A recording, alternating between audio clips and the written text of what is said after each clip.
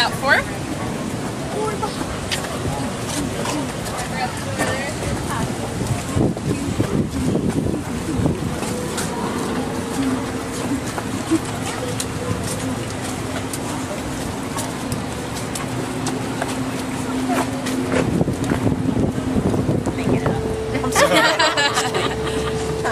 But what I'm going to do is talk to you guys specifically about the rescue program.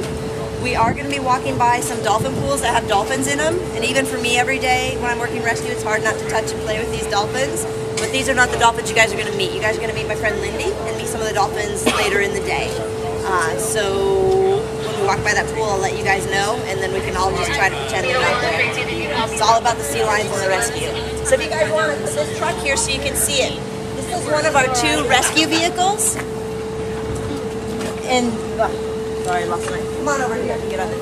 This is one of 2 rescue vehicles, so we can go out and rescue a 5-pound animal or a 500-pound and put them in this transport unit here.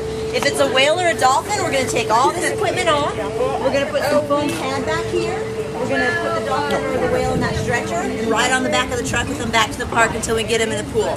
If it's a big whale, we'll just go get a bigger truck. But this, sorry, go ahead. In Dolphin, some of my friends from the SeaWorld Orlando Park helped rescue Winter. You can see them in the video at the very end. It's their claim to fame. They kind of like it when you look for them. But if you guys want, you can touch or look at any of this. A lot of the reasons we rescue a lot of these sea lions is it's when their moms wean them, or their moms think they're old enough just to take care of themselves, and they don't quite learn how to become efficient eaters or eat fish on their own in the wild. They become extremely malnourished, and they become susceptible to what we call parasites. And those are some of the, you can pick that up. Those are some of the parasites that they become susceptible to. So those are tapeworms that be found in their stomach. These are some lungworms. They can be in the stomach or the lungs. Those are some lice. That's whale lice. So you know what the boys like to do when we rescue a whale and there's whale lice on them? They like to pick it off and put it in our girls' hair. Because you know, that's just what boys do.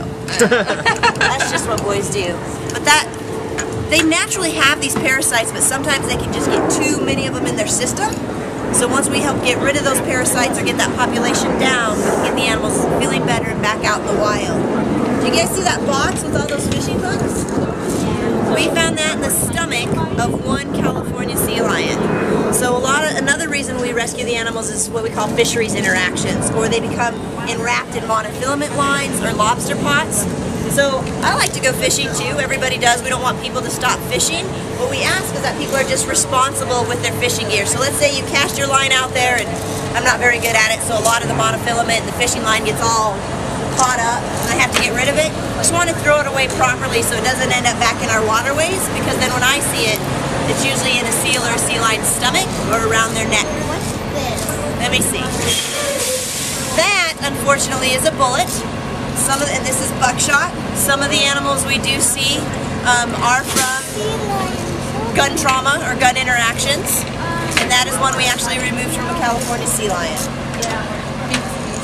And this, but once we do get them feeling better, we get those hooks removed, we get those bullets removed, or we get those parasites taken care of. One of the things we can do you guys want to hold this or see that?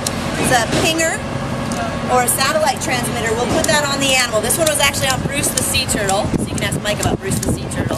Or we'll glue it to the sea lion's fur.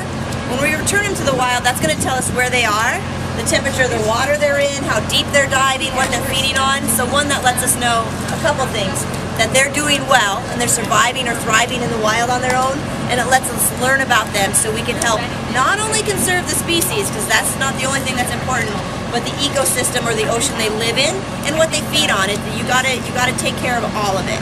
Do you guys want to go see some of the animals we rescued? Let's go do that. Sea lions in the wild that only have one eye. Their eyes are not the only way, and it's probably one of the least ways they use to find fish. They got the vibrissae or whiskers on their face. Those whiskers or vibrissae are full of nerves. So think if you guys had your fingers on your face and you're shopping around, they can actually feel the vibrations of the moving of the fish in the water, and that helps them find the fish. So we feel very much he's going to do great in the wild and be able to thrive. So come on in here and I'll show you them up close here this June. Their primary reasons for being here are a couple of them have pneumonia, and the other ones were we have the eye trauma guy, and the other one was just malnourished.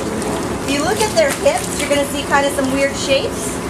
We shave into their fur so we can tell them apart. Each shape represents a number. It's just like barber shears, like your dad or your brothers get their hair cut with.